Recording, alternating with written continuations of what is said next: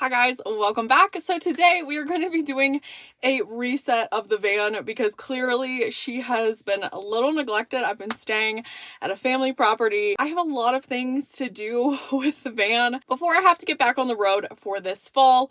As you guys know, I have a lot of things that I usually have to take care of in the fall in South Dakota before I make my way back down south for the winter, which I am so excited about already this year. So I have so much stuff. Pippa's in here. You just can't see her. She's down here. Pippa, go sit on the bed.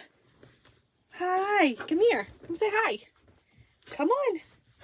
Come on up. See, the baby's here. She's ready to go. Ready to get back on the road? Are you ready to get back on the road? She always loves when she gets to be a house dog for a minute, but the second we don't do enough stuff outside, she is ready to get back on the road and go travel. And honestly, I've been a little stir crazy as well. So doing this reset and getting everything ready is honestly making me really excited. So I have been using the van as my daily driver on all of these back roads, and it is dusty, it is crusty, my windshield is cracked now. That's honestly just how things go, but we need to give everything a good wipe down. We need to organize it. I have all my laundry inside that I've done because thankfully they have a washer here, even though we've had to hang everything out on the laundry line. Very little house on the prairie of me. I have to put my other fridge back in here. I have to clean the toilet and put it back in here because there is no plumbing here, so we've been having to use the compost toilet inside, which is totally fine, but it needs cleaned and put back in the van, so we're ready to hit the road literally tomorrow. I also need to uninstall my EcoFlow alternator charger. As you guys have seen, I use that most of the year to test it out, but of course I am very loyal to Bluetti, and Bluetti has come out with their own alternator charger, so I need to install that so I can test it out for you guys. All right, so let's get to cleaning, I guess, and prepping and getting everything back in order.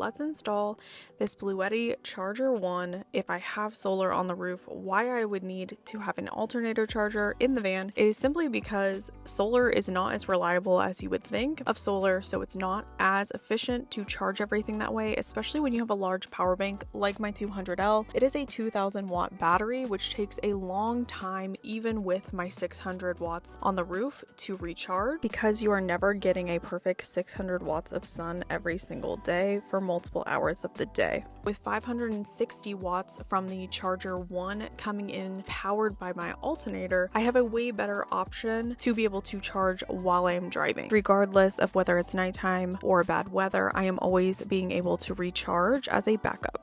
So this time around for the Bluetti charger, I bought my own cables. Bluetti sells them.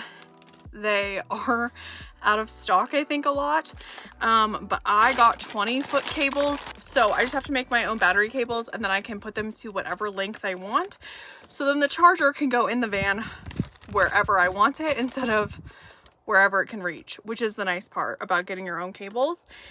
Unfortunately for EcoFlow, they have like a proprietary plug, so you have to use their cables, whereas Bluetti, you don't. So let's make our battery cables, put them back through that hole in the door, and then route them back up. I'm going to use the same fuse for the front and everything like that, just to make things easy. Installing the charger one is not very complicated, even though it does have to do with electronics. You do need to have an inline fuse for the positive side, which is the red cable. I just reused the one that I had for the EcoFlow alternator charger, but if you purchase the cables from Bluetti, they will have an inline fuse on them as well. And then you just reattach the connections to your car battery.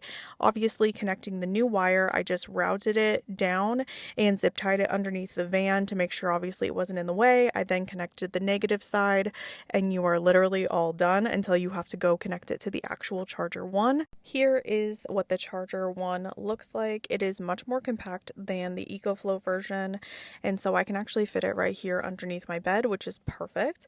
Here are where the battery cables go that you route through the van from your car battery. They have the nice little screws in there, and they have end caps on them, so all you have to do is tighten them down. You don't have to worry about those moving around at all. It makes it really simple to install, and then you can see right there it is fully attached and mounted.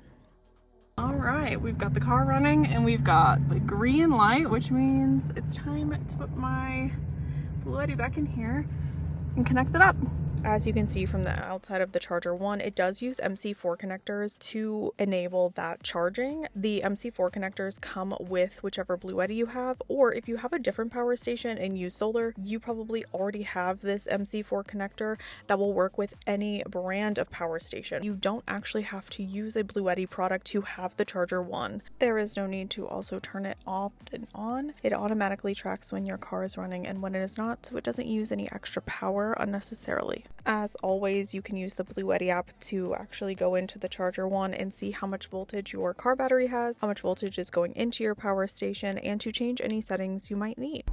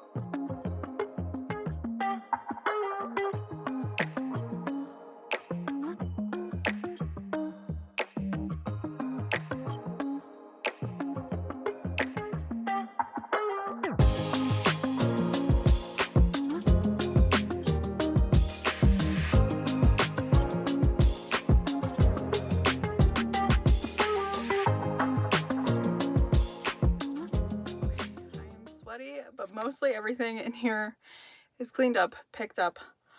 The toilet is back in, the fridges are back in.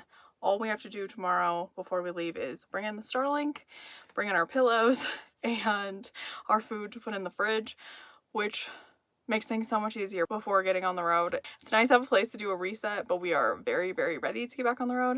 I need to figure out a way to cover the reflectix on my little pop-outs now. Those don't look so great, so if anybody has suggestions on that, I was thinking about just doing fabric.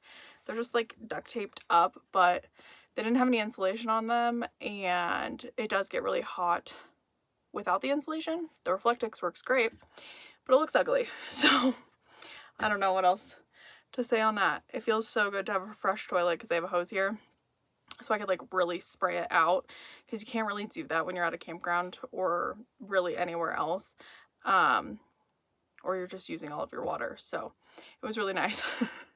But yeah, we're ready to get back on the road. I'm ready to start showing some more vloggy road van content. I don't know what else to tell you guys. So we'll see you guys on the next one. Bye.